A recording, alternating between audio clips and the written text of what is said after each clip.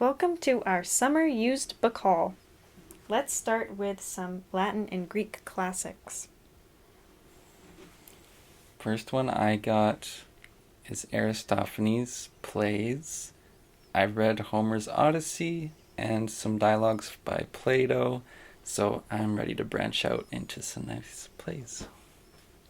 I got Ovid's Metamorphosis. I've read many parts from the Metamorphosis for school, but I've yet to read the entire thing front to back, so I'm excited to dive into this. I also got 4 Sophocles tragedies. Sophocles' Theban plays are my favorite Greek tragedies of all time, so it's really time to read some other ones, and I'm excited to read these. Next, we got a bunch of classics. So the first one I got was Voltaire's Politics, written by Peter Gay.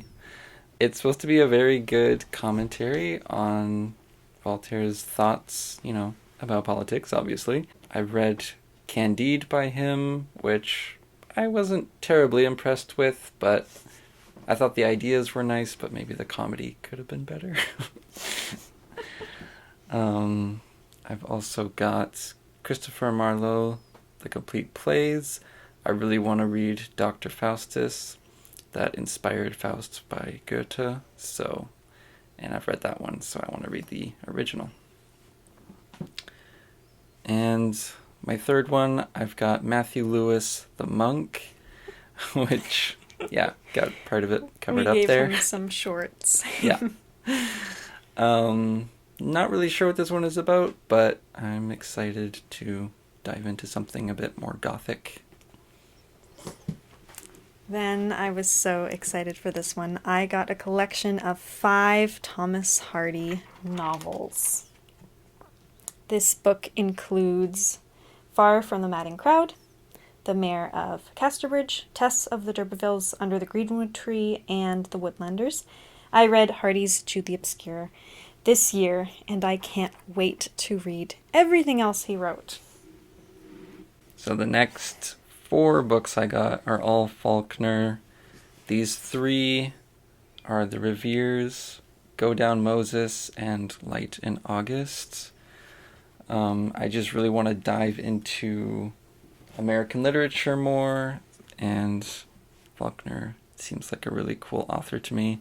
This is also a portable version of a bunch of his short stories and shorter novels. I also picked up Catherine Mansfield's short story, The Aloe.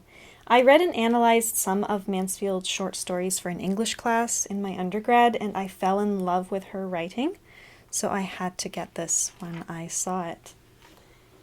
This one is not a classic, but it's Umberto Eco's The Mysterious Flame of Queen Loana. I recently read Eco's novel, Foucault's Pendulum.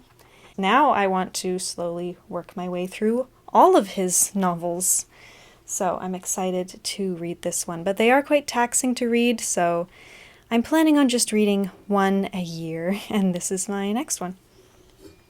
The last 2 novels I got are also not classics. They're from the modernist era, but they are Samuel Beckett's Watt and Murphy.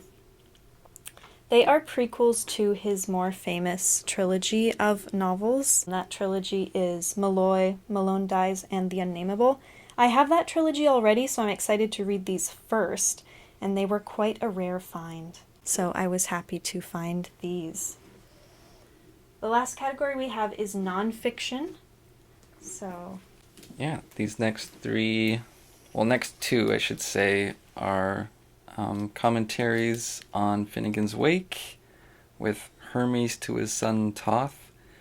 And then this one is about Finnegan's Wake and also Ulysses, because I'm just a big James Joyce fan. And then also this third one is about James Joyce's wife, biography about her. And then I also got one nonfiction. This is Neil Postman's Amusing Ourselves to Death. This book talks about how the transition from print culture to like television shapes our culture and thought patterns. I'm about halfway through now because I've just started it and it is amazing. This does not talk about the internet, but it's still so cogent for our times. These are also the Harvard Classics that I got. They're the collector's editions, and they're mostly nonfiction and a lot of poetry. And I was really excited to find these basically at a garage sale because they were so cheap, and they're usually hundreds of dollars. So that was a really cool find for me. Thanks for watching.